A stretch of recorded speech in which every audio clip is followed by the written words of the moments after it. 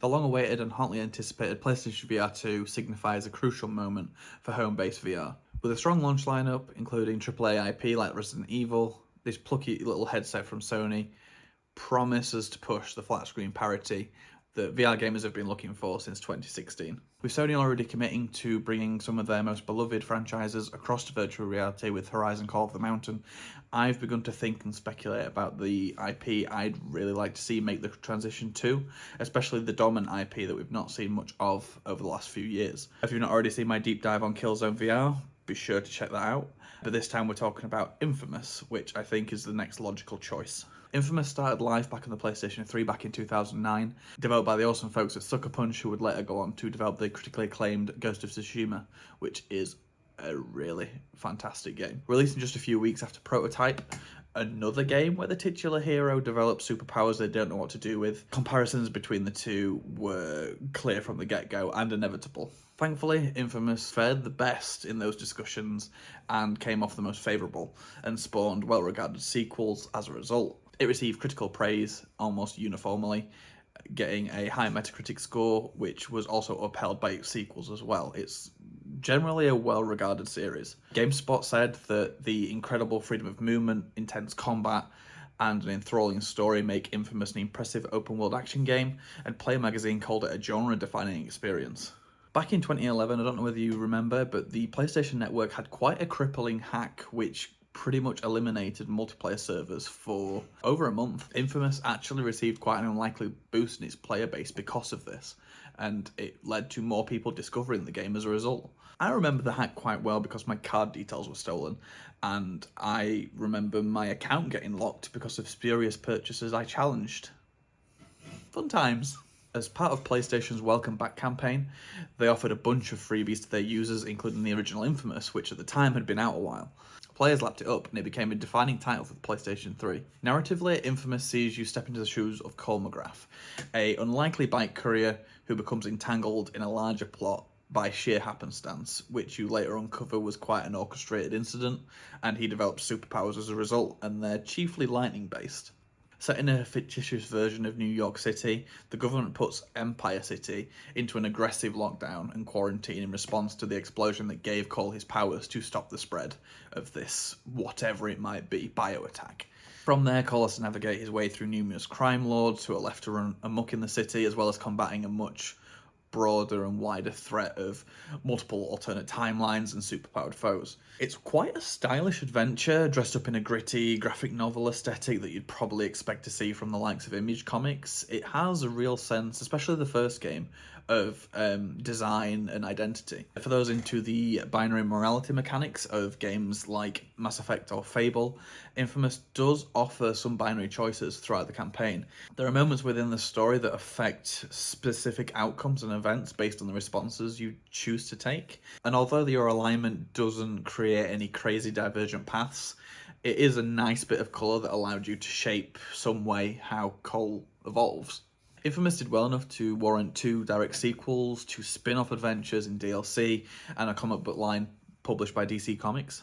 As the series progressed, more superpower folks began to pop up. These conduits are still quite rare with a diverse range of skills and abilities, but they're quickly put in the government's crosshairs. By inFAMOUS Second Son, which was the last full-fat release we got from the series, right at the start of the PlayStation 4 lifecycle, these conduit superpowered folks are being actively hunted, imprisoned, and disappeared by the government-backed task force, the DUP. The Department of Unified Protection basically go on a propaganda campaign, naming all conduits as bioterrorists. Through a pretty aggressive public smear campaign, they've pretty much convinced people that these bioterrorists are real threats to society and that they're all bad guys. Which is quite a bummer to series newcomer Delson Rowe, who develops powers himself and has to immediately go on the run with his conduit-hating cop brother.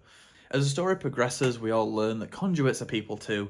You get the opportunity to either prove the DUP right and go full-on superpowered anarchists to really rub their face in the dirt, collateral damage and all, or you can help the little guys fight back and be a force for good in your community, showing people the error of their ways and revealing the DUP for the evil, authoritarian crooks that they are.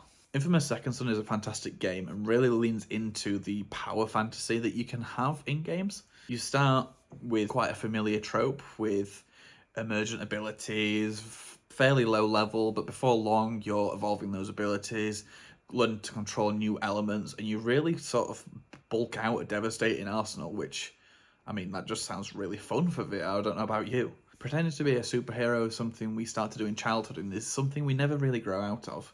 Imitating the role models we find in cartoons, films, comic books, superpowered or not, is just what we do as we start to experiment with roleplay.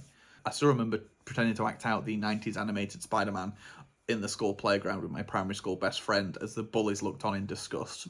Formative memories. Roleplay at early ages can help children make sense of real-world situations in a safe space that they can control, and it also helps them improve their communication and language skills as well. Have you ever wondered why villains have really long monologues? That's why. And on a certain level, we never really grow out of it as adults. We generally learn better when we're having fun. That's why many of us find VR fun. It's the roleplay and taking on a persona, testing boundaries, exploring this new digital virtual space. inFAMOUS VR would basically allow you to tap into those formative memories, allowing you to finally realise those dreams for better or for worse. Because you're actually becoming the protagonist within a VR game, physically stepping into their shoes rather than just controlling them on a flat screen.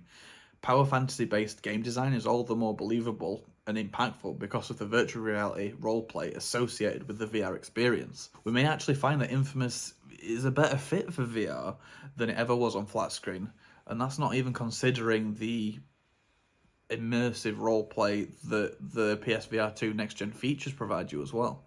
Feeling the crackle of electricity and with the haptic feedback and adaptive triggers of the Sense controller as you fire a lightning volley at a group of approaching enemies would be devastatingly liberating.